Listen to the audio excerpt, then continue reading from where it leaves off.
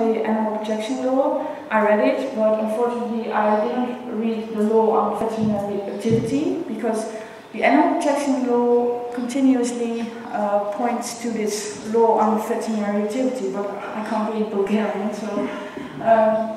but these two laws, I think, are very important in Bulgaria. And legislation in the law should be, of course, written down that the registration and identification of dogs, and very important is the licensing of dog breeders and traders, and it's all in your law. This is one of my favorite points, because I think there is a lack in many countries. If you want to start a national program, you should sell your program. You should make the people enthusiastic for your plans. So marketing is one of the most important strategies to reach your citizens.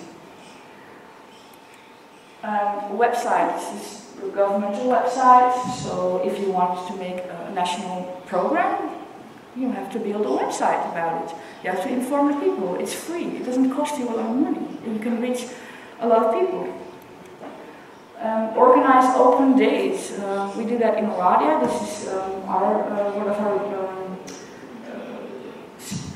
spay-neuter clinics, and just make it fun. You know, we have 1,000 visitors every year, many children, but it's a fun day for children, for parents, and they get to know you, and they get to know the dogs. Social media marketing. This is quite new, actually. Social media. This is now all the social media websites that are available. I know a lot of, like me and also Robert, we're not very good at this. I'm here promoting this, but myself, I'm not very good at it. You know, I know Animal Rescue Sofia does a lot on Facebook, for instance. It's the new generation. I looked on the internet. In Bulgaria now, almost 50% of the people have access to the internet. And currently we have 1.6 million Facebook users in Bulgaria. So use it. If you want to run a national program, use the internet. Of course, regular communication. These are the benefits actually for social media websites. It's so easy to reach the people with internet. You can advertise for free, you can advertise for adoption, education, you can inform the people through internet.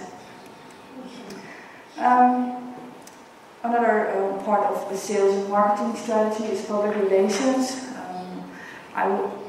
This is one to a local TV station. We invited them and they come there voluntarily. It doesn't have to be national, but you can do this on a small scale. And advertising, of course. You should advertise your project through public service announcements. I'll show you some examples from the United States, which I really like. You have to make the people enthusiastic for this national program. They are the solution. So the government, or this, this public-private partnership, they should advertise to the people, be part of the solution, neuter your pet, adopt a dog, don't buy a pedigree dog. But this is the message from the government. This is so from the United States. You have to make, I understand that castration has a negative feeling for the Bulgarians, so make it positive. Try to explain what it is and try to make it a positive thing. I think the Americans are very good at this. The Dutch language doesn't have these nice words. You have a sentence, 10 sentences to say just 2 things. But maybe in the Bulgarian language you can play with it. You can make some fun of it. And also, I like the one with the rabbit. I hope the interpreter can interpret the text. Can he? Yes? Okay. So I told you about the pyramid. This is the message, to the people. Do you know that only one couple of dogs can produce 66,000 dogs in 6 years' time? These are also things you can use to show in a simple way to people, to encourage them to adopt a dog from a rehoming center.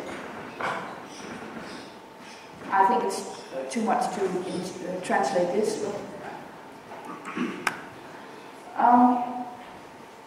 of course one of the most important things is to spay and neuter the dogs. And we always advertise in the beginning, stay mobile. If you stay mobile, then you don't have the risk of people dumping dogs on you.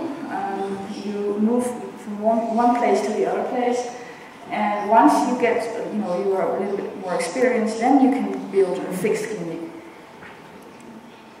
These are all examples of mobile clinics. It doesn't have to be luxurious or fancy. The blue one is one of our mobile clinics in Romania.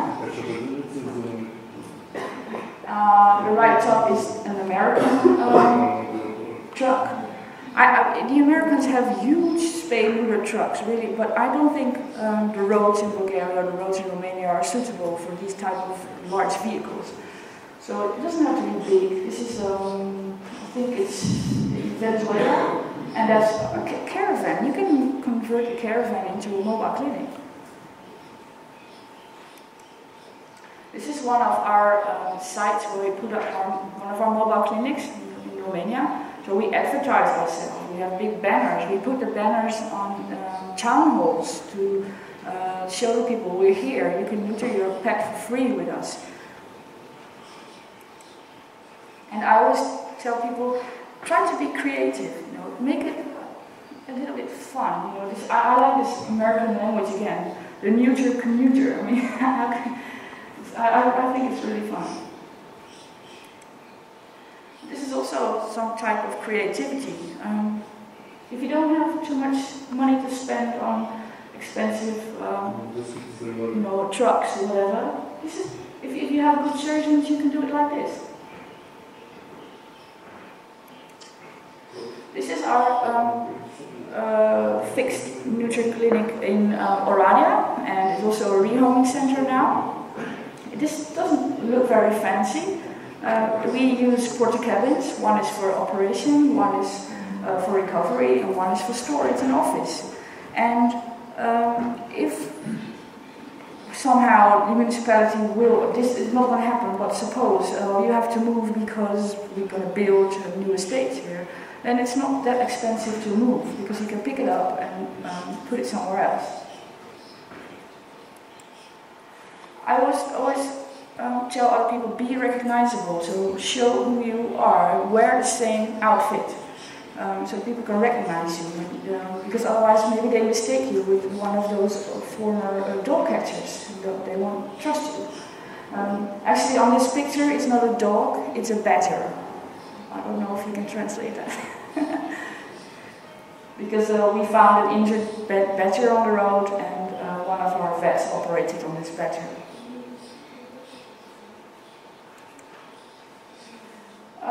The actual spay-neuter, you have to invite a new word for it, I think, in Bulgaria, to make it more positive.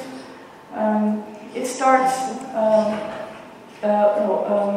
there's going to be a special lecture about that, so I'm not going into that. Of course, with a lot of NGOs, you have to avoid the everlasting discussion about abortion and euthanasia. We always say, try to avoid this discussion. There's no good, there's no bad. But I think what we do is, if we collect a dog from the street which is pregnant, we execute an abortion. Because there's no way we're going to raise puppies, newborn puppies.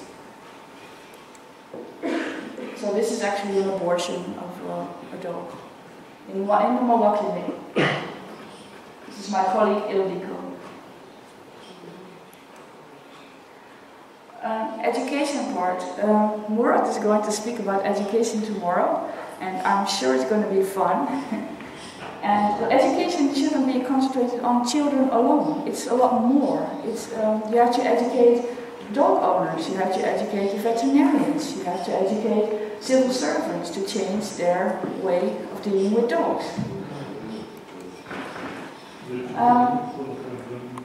Education dog owners, you should provide a list of minimum care standards for dog owners. So what is the minimum you should do when you own a dog? It's very simple, but you know, the list should contain food, water, exercise, you know, all that simple stuff, but people need to have something they can look back at. You can give them tips for dog owners. I heard a lady this morning say that the communication between dog owners and their dogs is not very good, so it's your job to tell them how you should deal with your dog.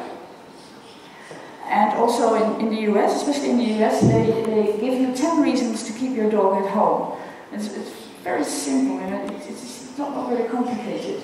Nowadays, I understand, I'm not sure if it's in the Bulgarian law, but if you have your dog roam free, you can have a fine. In the US, it's like that. I'm not sure if it's in the Bulgarian law. Your dog won't come home rabies. Rabies is rabies. So if you keep your dog at home, you're sure you won't get infected with a disease. Same goes for parvo. And your dog won't become a part of the animal abuse statistics. If you leave your dog walking on the street, maybe somebody else don't like your dog and it's going to beat him or whatever. And your dog won't come home smelling like a skunk. As you take good care of your dog, you have a fresh, clean dog. Also, I don't know, I can't find it in the Bulgarian law, but in Holland, if my dog causes a road accident because it escaped, I'm responsible and I have to pay the damage. So I don't know how it has to do with liability. No, okay. Maybe for the future then, it must be a reason to keep your dog at home. Your dog won't get poisoned or injured or need to go to a vet if you keep it at home. It won't be killed by a car or injured by a car. I understood you still have some kind of a garbage problem in Bulgaria. So if you keep your dogs at home, they won't go around the garbage all the time, and it keeps the streets a little bit more clean. And of course, if your dogs poo, your neighbors don't have to clean that.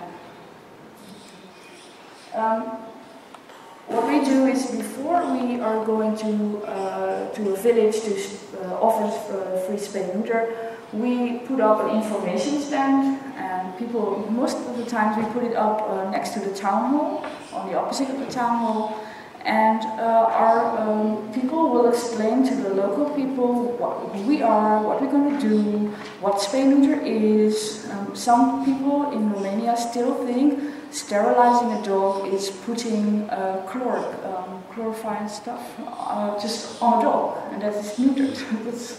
So you have to explain what it is. We have, of course, in Romania also Roma. I think it's a very difficult group to approach, but we try. We go with our van to those communities. We wear the same shirts. We explain who we are, what we're going to do. We're going to, you know, sometimes we need to go there twice or 3 times, but just to explain who we are.